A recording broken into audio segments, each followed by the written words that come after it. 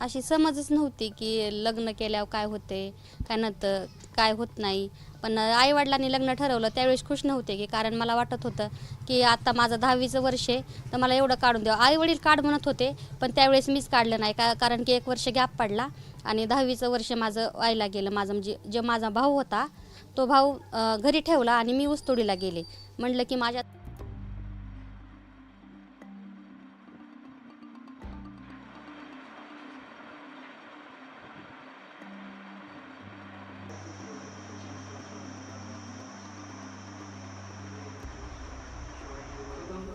शादी और किसी का डेथ होता है, दोनों चीज़ें किसी भी व्यक्ति के जीवन में बहुत इम्पोर्टेंट होती है। अगर इसमें कोई हस्तक्षेप करता है तो उसको आदमी ज़िंदगी भर नहीं भूल पाता।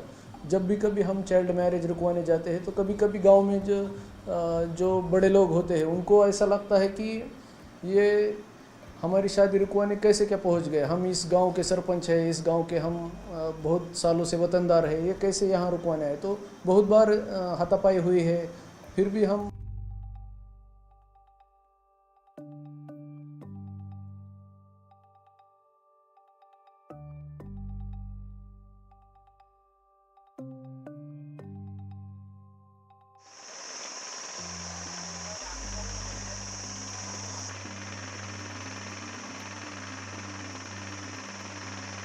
मला वाटतं शाळा शिकून मोठी व्हावा, डॉक्टरीन व्हावा, पण हे लोक चांगले नाहीत, आपली पोरगी देखणी आहे म्हणून आम्हाला भीती वाटते.